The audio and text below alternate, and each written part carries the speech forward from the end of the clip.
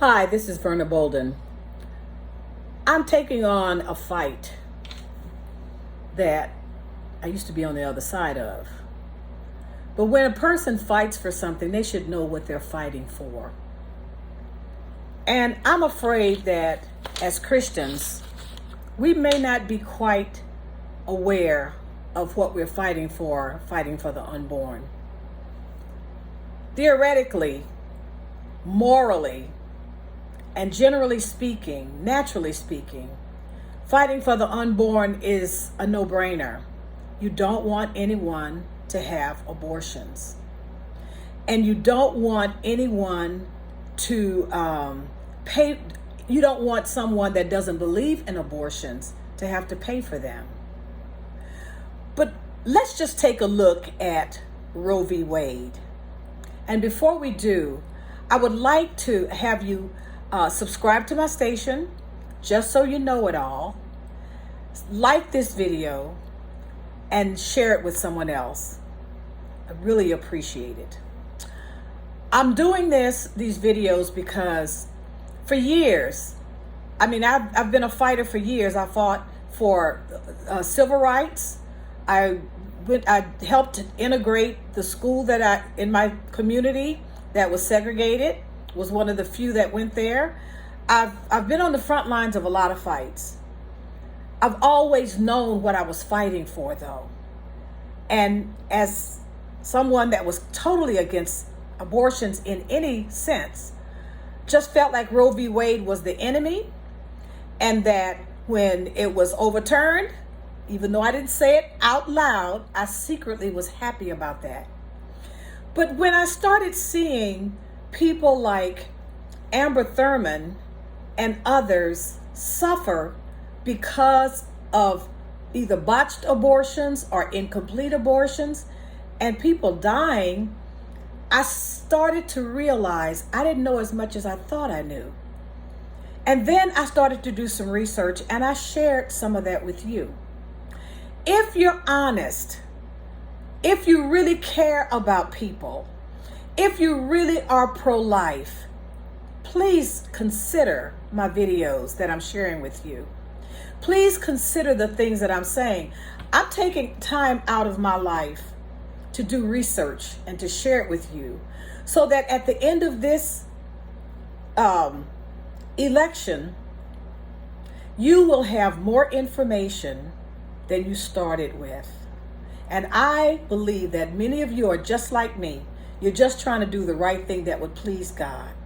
But when I found out that abortion was not mentioned in the Bible, not once, and when I found out that abortion was not mentioned in the Constitution, not once, I thought, okay, there needs to be some research done here. Because let's face it, Roe v. Wade did something, but what did it do? Let me share that with you. Roe v. Wade provided that every woman had a constitutional right to a paid abortion in this country, with the restriction being at 15 weeks, unless there was an emergency for the mom's life or something that happened with the baby. A doctor had to approve that this baby could be taken before its reached term. Then Donald Trump came along and helped to do what a lot of Christians have wanted done for years, for a half a century, and that is overturn Roe v. Wade. But what happened when he overturned Roe v. Wade? Because what did Roe v. Wade provide for besides the federally regulated abortion? Roe v. Wade said you could have an abortion and be federally protected, both providers and seekers, up to 15 weeks without any questions. What did Donald Trump accomplish with Dobbs versus Jackson that the Supreme Court overturned a few years ago? What happened with Dobbs versus Jackson is that the states got the right to make the decision.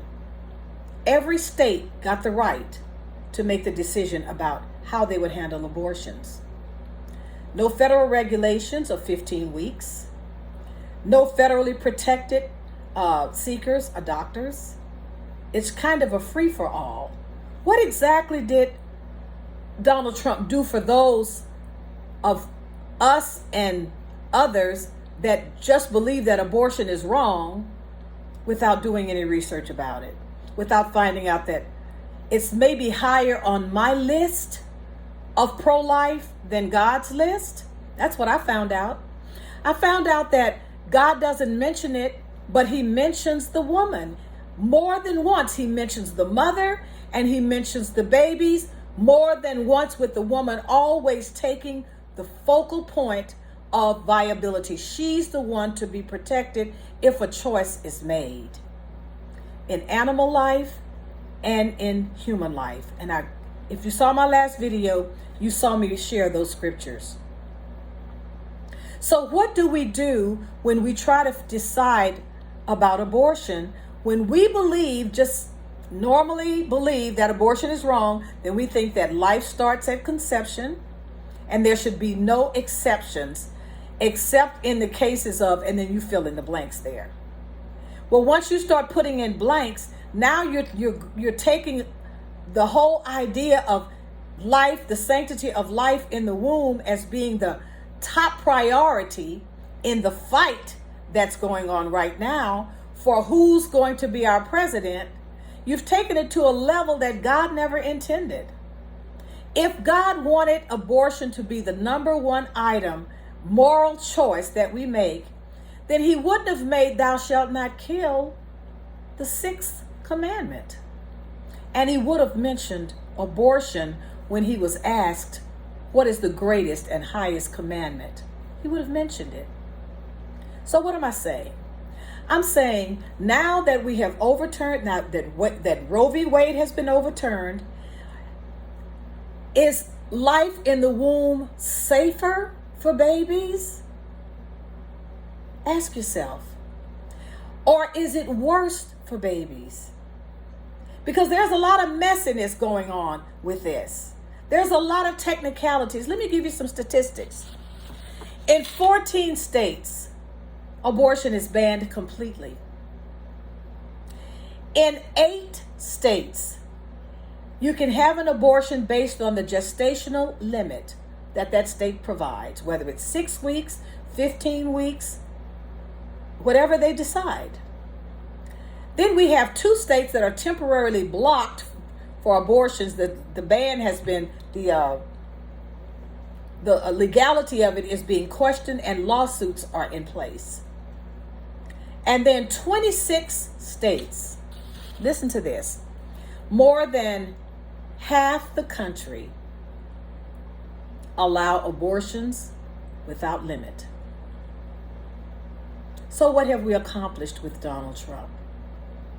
My sisters and brothers and fellow Americans, what has Donald Trump done for the unborn, really? Why am I asking this and putting it all on Donald Trump? Because you did.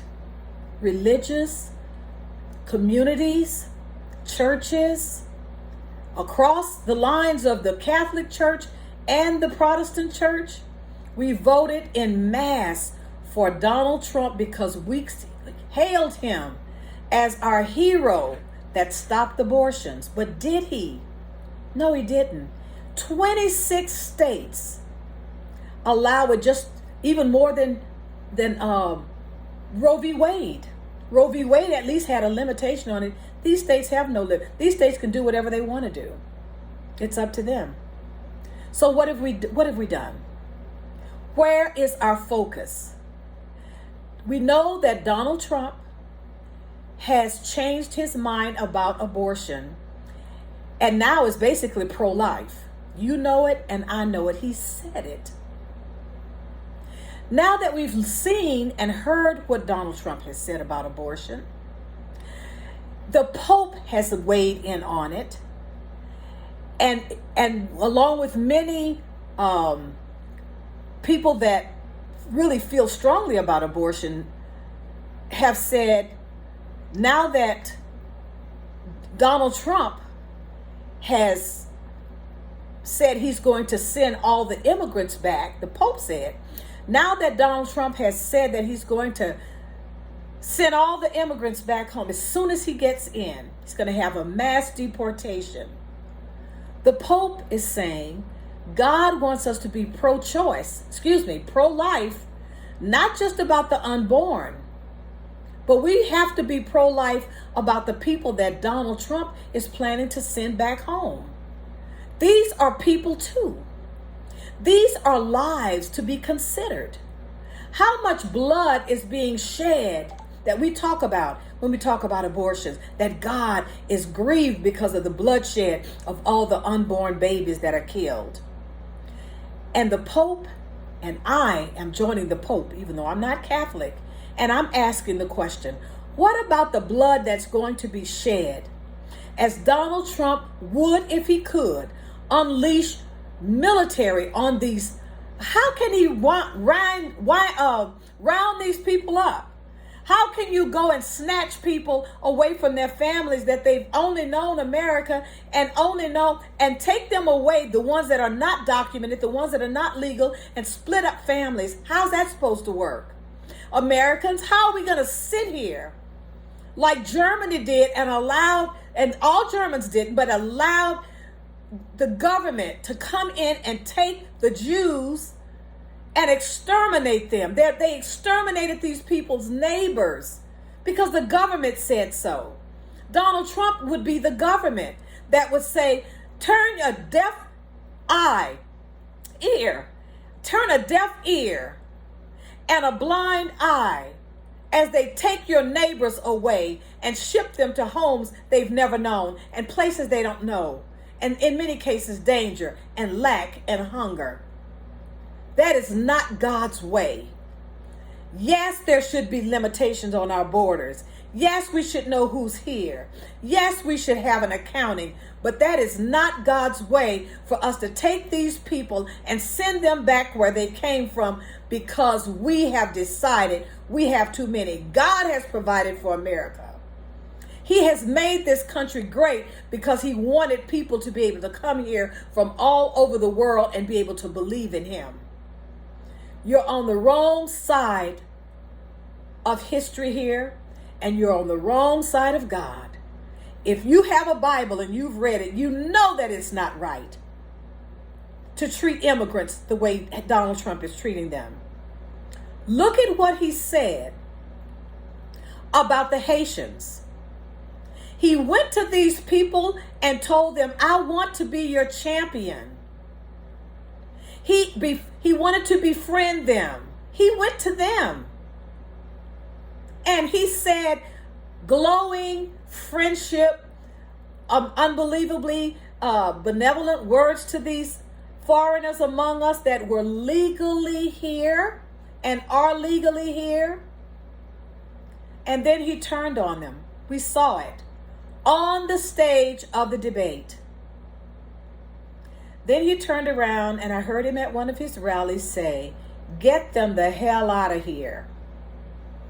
People are being targeted because it's easy to spot a person whose skin is different from yours. It's easy to spot someone that the presidential candidate has targeted and said they need to go. They're eating our pets without any evidence. Without any evidence. Just like there's not been any evidence that he lost the election.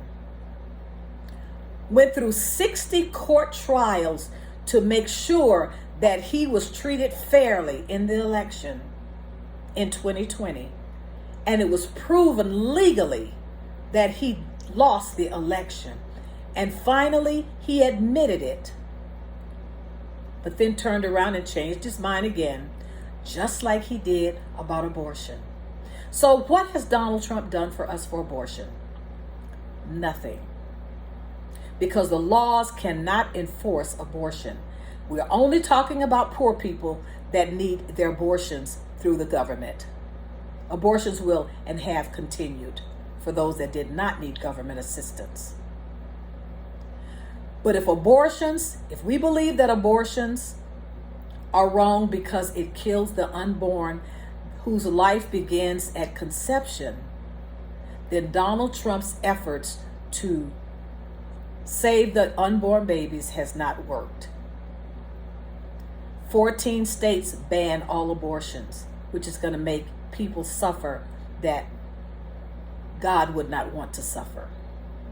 Again, God doesn't mention abortion, and he clearly says in the two scriptures that I gave you, if a man and a woman are fighting, if two men are fighting, and a pregnant woman gets in between them and gets hit and loses her baby, miscarries, the man must pay a fine.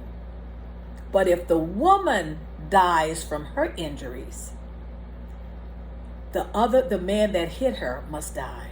What does this tell you? That God does not see the unborn the same as he sees the born. Let me give you a scripture. He says, how can we love God who we have not seen, the invisible God, and yet we don't love those neighbors that we have seen? Immigrants we've seen. The unborn we have not seen. How can I say I love the invisible, but I don't have any compassion for that which I can see? We're fooling ourselves. When we fight for a cause and a party that says it's all about abortion and has us believing that. If we believe God, if we believe that the abortion laws are not saving lives to the extent that we thought they were, and that Roe v. Wade was actually a better deal for the unborn than what we have in all the different states, then we have to ask ourselves, as the Pope did. The Pope said, we have a woman that promotes abortion, Kamala Harris, and we have a man that promotes mass deportation, Donald Trump. He says we have to choose between two evils to choose a president. Without me saying either of these are evil, I will say this: the messenger matters. The messenger matters. The party that promotes any ideology is only as good as the person whose hands you entrust it to. Donald Trump has proven time and again that he is not the person to be president of the United States. I will give you a lot more information on that. Go down the line and show you how the messenger and the message do not align. And Christians, the messenger is not the leader that God has chosen for America. Please look at my other videos and consider what I'm saying. All of Americans, please consider what I'm saying, because we have to remember, even as Democrats, the abortion is a big issue for Democrats as well as Republicans, because it's a moral issue. And in my opinion, it needs to stay between the mother and God. We need to really get out of that as a government and stop making it a hot issue, because it's messy now. People are dying now. It's an unenforceable law now.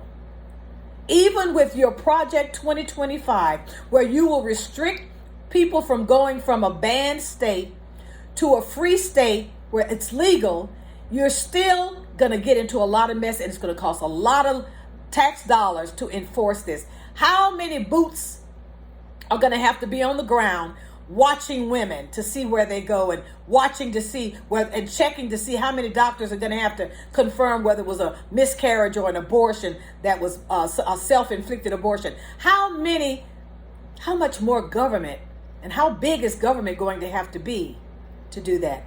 I thought that conservative meant small government, tax limits, tax cuts, and such. But it seems like we're about to get into a much bigger government with Donald Trump. Except I have news for you, and I have since 2020. If you've seen any of my videos, Donald Trump is not going to win this election. Kamala Harris will be the next president. You might not like her. Some might not like Donald Trump. That's irrelevant. It's that God is saying, I want this country to still look like America at the end of the day. At the end of November 5th, I still want America to look like America. And it was never intended to be run by a dictator or someone that admires oligarchs or someone that admires tyrants. I heard Donald Trump say that he admired the president of China because the people stand at attention when he walks into the room, and that's what he wants from Americans. America, is that what you want? Do you want a tyrant? Do you want a dictator? Do you want to open that door and take that chance? Why do you still want Donald Trump when you know that abortion is not what you thought? And if you don't have to believe me, do your own research. And if you were choosing Donald Trump because of abortion, now you have an excuse not to choose him because he's not with you on abortion. He said it, he specified it, he's flip-flopped a lot about it, and I know a lot of you are upset about that, but you're still sticking with him. Why? You got to ask yourself that, because what I'm going to share next is what the world is seeing, what all of us are seeing from Donald Trump and hearing him say, and why we choose not to vote for him, and why many of us are shocked that the Christians in this country have chosen him. This is Verna Bolden signing off. God bless you, and God bless America. Please remember to share this video and to subscribe. Thank you for listening.